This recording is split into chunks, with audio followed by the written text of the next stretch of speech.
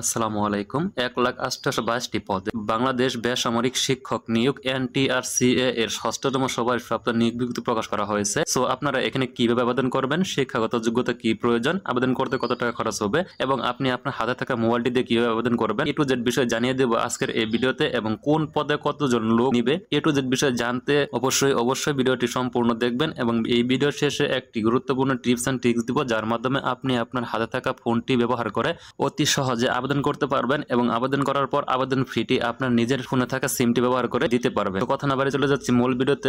যাওয়ার আগে আপনারা যারা এই চ্যানেলে নতুন ভিডিও দেখছেন অবশ্যই এই চ্যানেলটিকে সাবস্ক্রাইব করে দিবেন, কেননা এই চ্যানেলে নিত্য নতুন সকল বাংলাদেশের সরকারি চাকরির নিয়োগ বিজ্ঞপ্তি প্রকাশ করা হয়, যা আপনাদের উপকারে আসবে। চ্যানেলটিকে সাবস্ক্রাইব করে দিয়ে পাশে থাকা বেল বাটনে ক্লিক করে অলে প্রেস করে দিন, যাতে করে এই চ্যানেলের নিত্য নতুন সকল চাকরির ভিডিও আপনাদের নোটিফিকেশন বারে সবার আগে পৌঁছে যায়। বেসরকারি শিক্ষক নিবন্ধন এনটিআরসিএ এর নিয়োগ প্রকাশিত হয়েছে 16 জুন 2025 খ্রিস্টাব্দ। সো এই নিয়োগে বলা হয়েছে দেশের সরকারি শিক্ষা প্রতিষ্ঠানে স্কুল, কলেজ, মাদ্রাসা, কারিগরি ও ব্যবসা ব্যবস্থা প্রবেশপত্র পর্যায়ে এন্ট্রি লেভেল নিম্নবর্ণিত শিক্ষা প্রতিষ্ঠানের শূন্য পদ পূরণের লক্ষ্যে শিক্ষক পদে নিবন্ধন সনদধারী প্রার্থীদের নিকট হতে আবেদন করার কথা বলা হচ্ছে। সো শিক্ষা প্রতিষ্ঠানের ধরন স্কুল ও কলেজ, পদের হচ্ছে এমপিও, পদ সংখ্যা হচ্ছে 46,211টি, মাদ্রাসা এমপিও ভুক্ত, পদ সংখ্যা হচ্ছে 53,501টি, এবং কি কারিগরি ও ব্যবসায় ব্যবস্থাপনা প্রতিষ্ঠান, এটি হচ্ছে এমপিও ভুক্ত, এখানে আপনার পদ সংখ্যা হচ্ছে 1,110টি। সো সর্বমোট পদ সংখ্যা হচ্ছে 1,08,22টি। 1,08,22টি শূন্য পদের ভিত্তিক তালিকা প্রকাশে এবং আবেদনের নিয়ম হচ্ছে আপনাকে সর্বপ্রথম www.ntrca.gov.bd এই ওয়েবসাইটে গিয়ে